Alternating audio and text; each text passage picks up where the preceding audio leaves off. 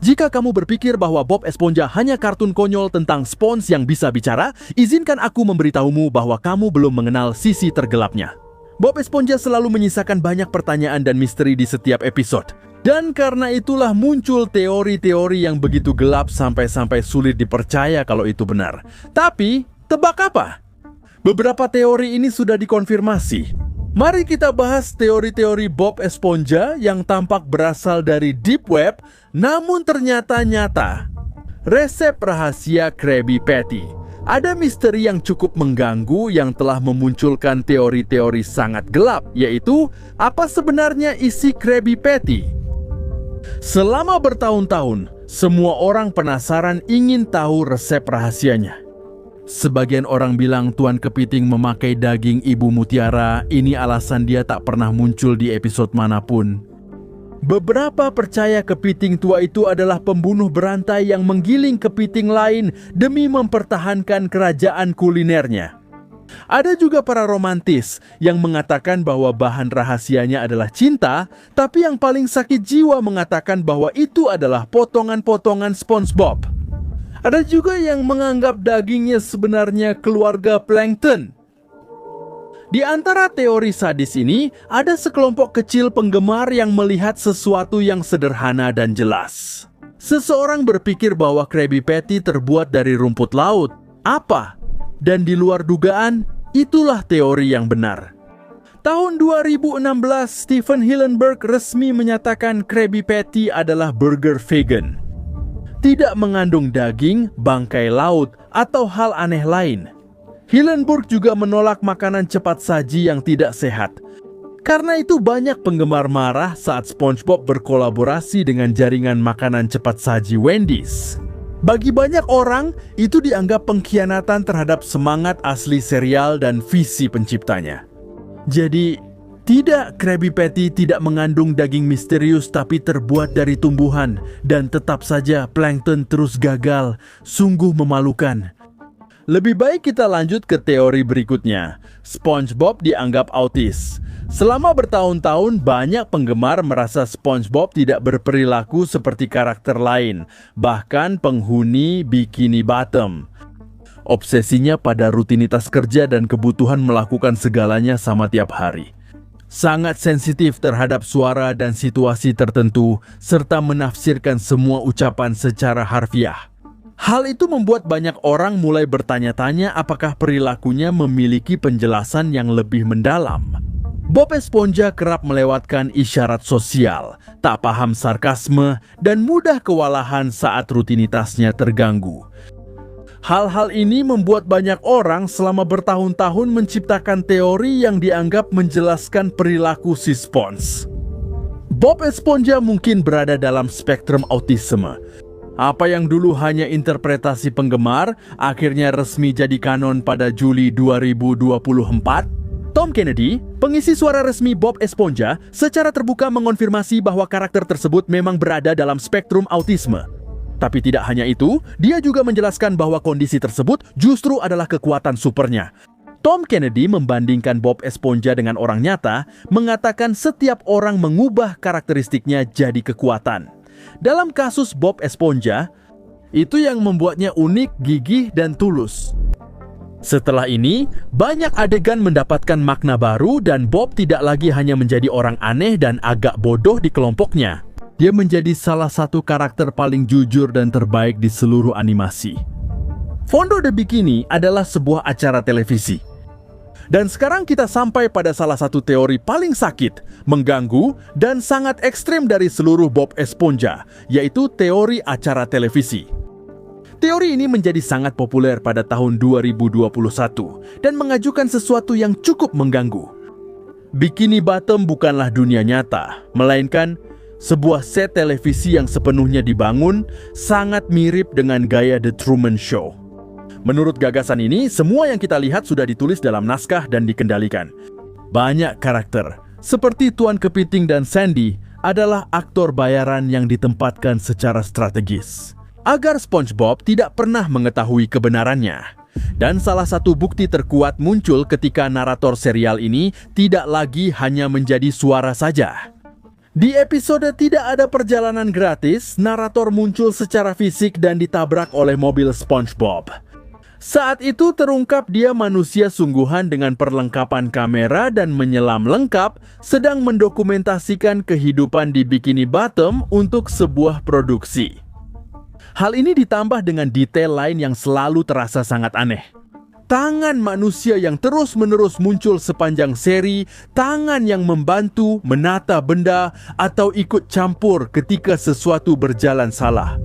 Secara teori, tangan-tangan ini milik tim produksi.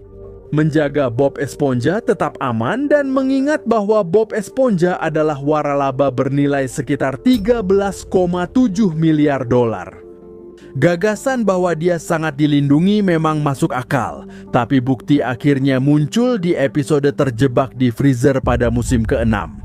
Di sana, Bob Esponja, Patricio, dan Squidward tersesat di saluran ventilasi Krusty Krab dan akhirnya menemukan sebuah ruangan rahasia yang disembunyikan oleh Tuan Krab. Di dalam ruangan ini ada rekaman langsung dari hampir semua, benar-benar semua rumah di Bikini Bottom. Ketika para karakter menyadari bahwa mereka sedang diawasi, dua anggota tim perekaman tiba-tiba muncul, benar-benar terjebak, merekam mereka, membuat sangat jelas bahwa seluruh dunia mereka sedang difilmkan. Setelah episode itu, sebagian besar komunitas menerima teori ini tanpa alasan lagi. Ada beberapa upaya untuk mendiskreditkannya, tapi jujur saja, bagaimana kita bisa menyangkal semua ini? Bikini Bottom hanyalah sebuah kandang untuk semua ikan ini. Dan setelah mengetahui bahwa Bikini Bottom bisa jadi secara harfiah adalah sebuah set televisi, kita punya teori berikutnya. Bob Esponja abadi. Ya, benar seperti yang kamu dengar, Bob Esponja tidak hanya selamat dari ledakan, tertimpa benda berat, dan banyak perundungan yang dilakukan oleh Calamardo, dia juga sepertinya tidak bisa mati sama sekali. Salah satu bukti tertua berasal dari episode klasik SB129 di musim pertama. Calamardo yang lelah dengan Bob Esponja dan Patricio memilih bersembunyi di freezer Crustacea Cascarudo demi ketenangan. Masalahnya adalah ketika dia dicairkan, dia malah melakukan perjalanan waktu dan tiba di masa depan yang jauh, di mana dia bertemu dengan Bob Esponja dan beberapa Bob Esponja lainnya. Namun itu bukan yang paling mengganggu. Di episode yang sama juga tampak Bob Esponja sudah ada sejak prasejarah. Secara harfiah, kita melihatnya di era gua bersama Patricio saat dunia baru mulai. Inilah bukti yang menentukan. Calamardo mengajari Bob Esponja primitif cara menangkap ubur-ubur. Ribuan tahun kemudian, Bob Esponja masa kini berterima kasih padanya karena telah menciptakan permainan itu. Apakah itu berarti kamu ingin pergi menangkap ubur-ubur? Siapa sih kepala jangkar yang buat permainan bodoh itu? Kamu, Calamardo!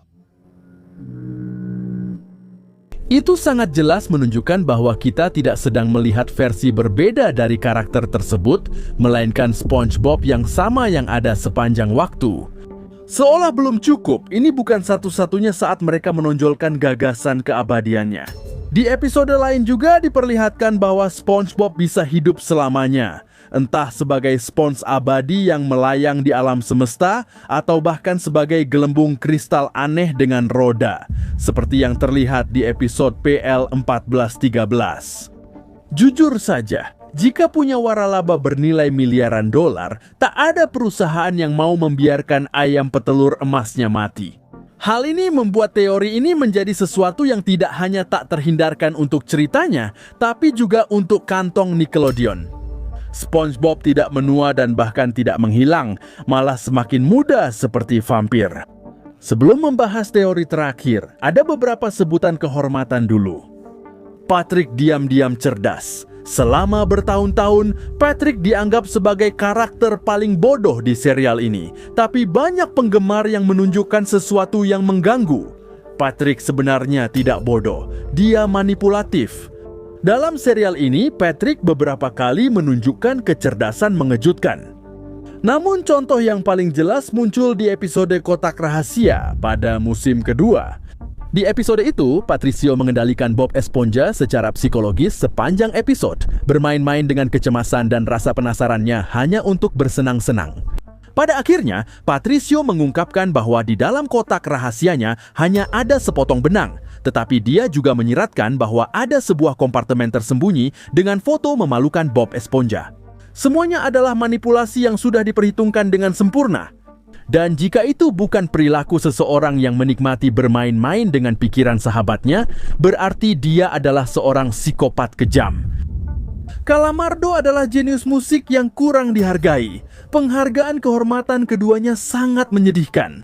Selama bertahun-tahun, banyak orang mengejek Calamardo karena menganggap dirinya seniman hebat, padahal tak ada yang tahan musiknya. Namun teori ini akhirnya terbukti benar. Dalam episode PL 1413, terungkap bahwa sehari setelah kematian Calamardo, musiknya diakui dunia sebagai mahakarya.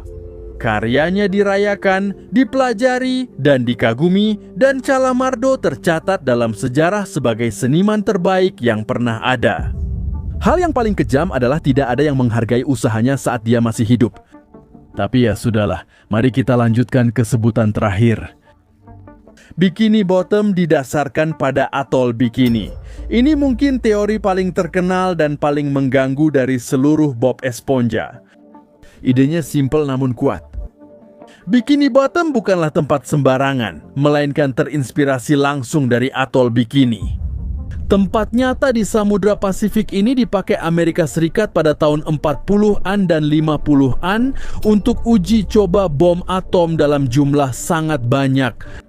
Menurut teori ini, uji coba tersebut menyebabkan mutasi pada hewan laut di daerah itu yang menjelaskan mengapa di Bikini Bottom ada ikan-ikan yang bisa berjalan, berbicara, bekerja, membayar sewa, dan mengalami krisis eksistensial. Mereka bukan ikan biasa, mereka adalah ikan yang bermutasi karena radiasi. Selama bertahun-tahun, ini hanya teori penggemar hingga pada 2021 muncul bukti yang mengganggu. Dalam acara Patricio Estrella pada episode Siapa Anak Besar, Patricio pergi ke Bikini Bottom pada tahun 40-an, di mana mereka tidak main-main dengan hal-hal yang halus. Muncul papan tanda yang secara harfiah bertuliskan zona uji coba nuklir. Selain itu ada juga manekin yang disiapkan untuk simulasi ledakan. Jika itu belum cukup, teori ini juga menjelaskan Arenita dengan jelas. Saat uji coba nuklir sungguhan, di atol Bikini diketahui ada tupai di atas kapal Angkatan Laut Amerika Serikat. Hasilnya, seekor tupai bermutasi yang hidup di bawah laut dengan menggunakan pakaian selam. Karena tanpa itu, dia benar-benar tidak akan bisa ada. Maksudnya, Arenita yang awalnya merupakan hasil eksperimen tidak sengaja, sekarang justru melakukan eksperimen sendiri. Lalu bagaimana dengan ledakan-ledakan yang sering terjadi di serial ini?